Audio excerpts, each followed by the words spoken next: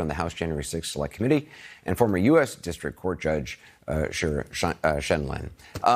Congressman Kinzinger, to see him at the Department of Justice in front of that crowd, what did you make of it? It's chilling. I mean, I think he was sending a very clear message, which is, this is my Department of Justice. He didn't come right out and say, hey, I'm going to direct you guys to go prosecute these people. But he would talk. I saw with, like, Cannon, he said, you know, there were people that went after, I don't know if it was illegal, but it was certainly.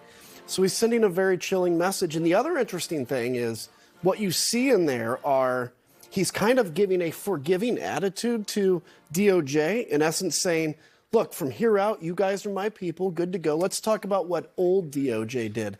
And in the process of that, you heard people applauding.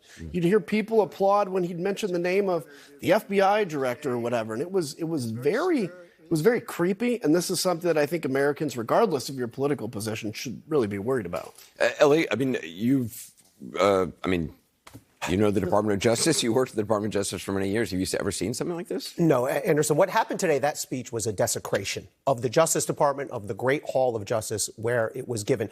AGs and occasionally presidents of both parties have used that room for decades to address the rank and file, like I once was, to call on the highest principles of DOJ. The person who that building is named after is Robert F. Kennedy, Sr., to be clear.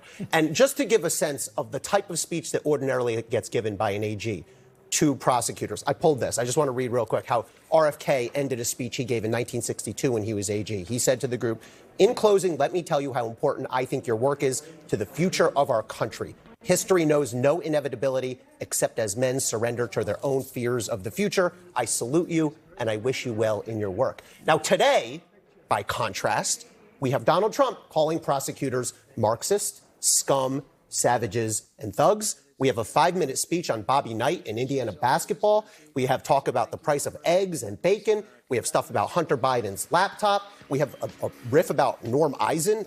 Why, I have no idea. We have the fact that probably not a fact, but the claim that firefighters voted for him by 94%. We have mentions of Al Capone, Wyatt Earp, Rudy Giuliani. And then it ends with, I actually thought I was hearing something wrong. YMCA, that song, they played it, and he danced to it on the stage of the Great Hall. It was disgraceful. Judge, what did you make of it? How do you think actually sitting federal judges, who obviously they work for a separate branch, but watching that, what do you think they feel? You know, it's funny. It's all projection. He seemed to take the opposite position of what you would think on everything. So he said it was so terrible of the media to attack Justice Cannon, Judge Cannon. She's such a wonderful judge. She's brilliant. She was terrific. And the media was so unfair to her.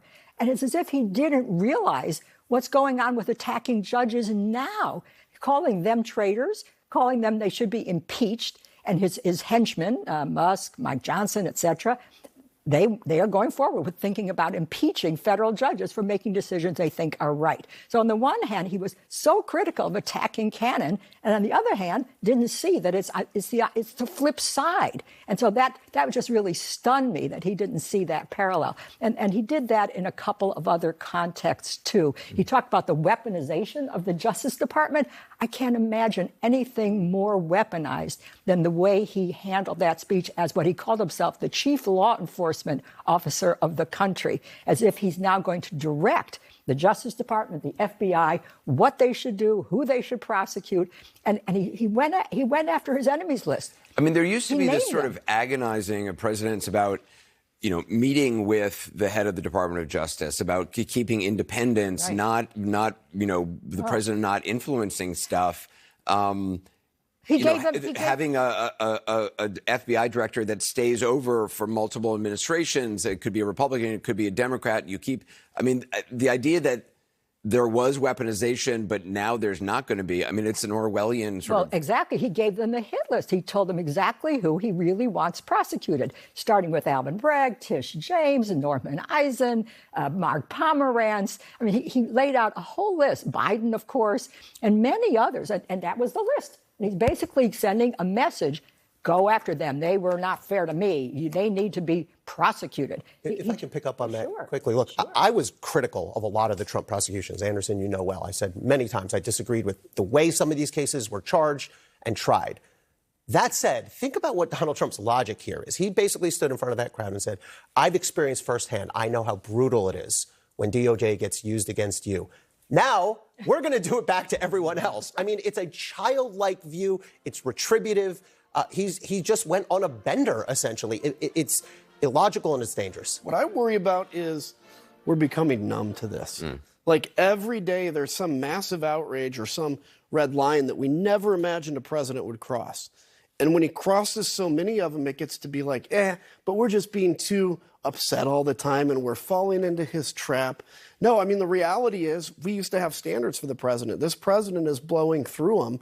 And it's important to keep talking about this and remember it, because otherwise, again, and to my Republican friends, if you think that this will never be used against you when there's a Democratic president, it easily could. You should be trying to stop this for that reason as well. I heard a couple of people defending Donald Trump earlier today saying, well, he did say some good stuff, right? He said he did, and there's parts of there he talks about fentanyl and the need to crack down on violent crimes. But you can't just blow past the 30-40% of this speech that were outrageous and unlike anything we've ever heard in our history. It doesn't cancel it out. You can put in the good stuff. He seemed to be sort of just rote going through that. It's important. But what he could have done is gone in there and rallied the troops, just like AGs have done, going back all the way through history. I remember when AGs came in. I'll tell you, frankly, when I was there in the early 2000s, the George W. Bush administration was in charge, not particularly popular politically at the Southern District of New York, where I work. Judge Shinlin was a judge. But Alberto Gonzales came in and he gave a speech and we listened respectfully and he was respectful and he said, I will support you in the work you do. We are not political. Go out and do your jobs. It's funny you use the word rallied. This felt like a political rally. He was repeating all of